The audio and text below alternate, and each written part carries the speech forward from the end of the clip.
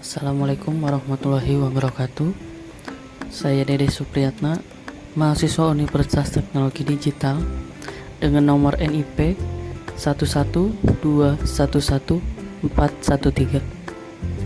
Pada kesempatan kali ini saya akan membahas tentang konsep green logistik dan menghemat biaya pengiriman.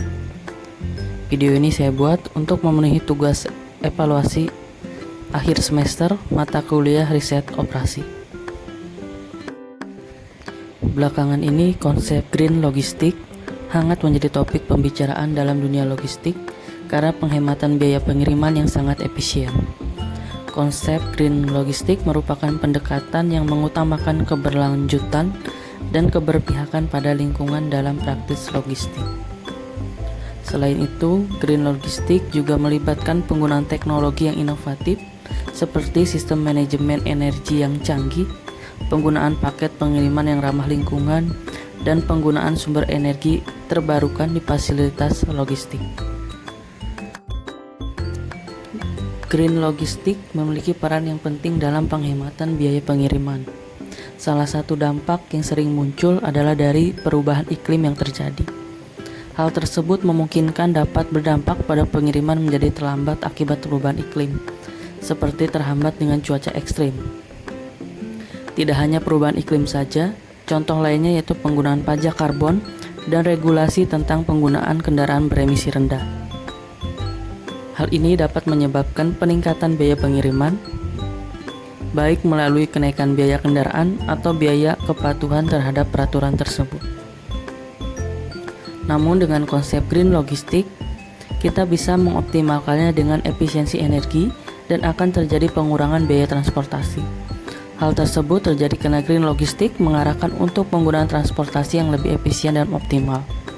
Dengan perencanaan rute yang cerdas, konsolidasi pengiriman, dan pemantauan real time, perusahaan dapat mengurangi jarak tempuh, waktu perjalanan, dan biaya terkait transportasi. Strategi menghemat biaya pengiriman melalui green logistik. Biaya pengiriman melalui green logistik ini terbagi menjadi beberapa poin. Yang pertama, 1. Mengoptimalkan rute pengiriman. Strategi pertama dalam menerapkan konsep green logistik yaitu dengan mengoptimalkan rute pengiriman. Dalam hal ini, perusahaan berusaha untuk mengurangi jarak tempuh, waktu perjalanan, dan emisi gas rumah kaca yang dihasilkan oleh kendaraan pengiriman. Strategi lain yang sering digunakan dalam mengoptimalkan rute pengiriman adalah konsolidasi pengiriman. Dengan menggabungkan pengiriman yang memiliki tujuan dan rute yang sama, perusahaan dapat mengurangi jumlah kendaraan yang beroperasi dan memanfaatkan kapasitas kendaraan secara lebih efisien. Hal ini mengurangi emisi gas rumah kaca, biaya bahan bakar, dan kelebihan persediaan. Poin yang kedua yaitu menggunakan kemasan ramah lingkungan. Penggunaan kemasan ramah lingkungan menjadi faktor penting untuk mengurangi dampak negatif terhadap lingkungan. Contohnya, kemasan tradisional yang tidak ramah lingkungan seperti plastik sekali pakai atau material yang sulit diurai dapat menyebabkan limbah yang berlebihan dan polusi lingkungan. Yang ketiga yaitu memperkenalkan metode pengiriman yang ramah lingkungan. Poin ketiga yang perlu kita ketahui yaitu memperkenalkan metode pengiriman yang ramah lingkungan. Hal yang dimaksud adalah menggunakan kendaraan dengan emisi rendah atau nol, seperti kendaraan listrik, kendaraan hidrogen, atau kendaraan gas alam terkompresi atau CNG. Poin 4 yaitu mengurangi limbah dan meningkatkan efisien energi.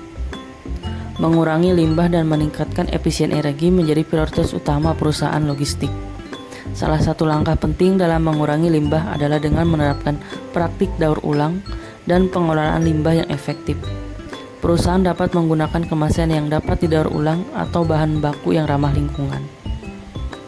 Mengurangi limbah dan meningkatkan efisiensi energi dalam green logistik tidak hanya mengurangi dampak negatif terhadap lingkungan, tetapi juga menghasilkan manfaat ekonomi. Poin kelima yaitu menggunakan teknologi dan sistem informasi untuk mengurangi biaya pengiriman.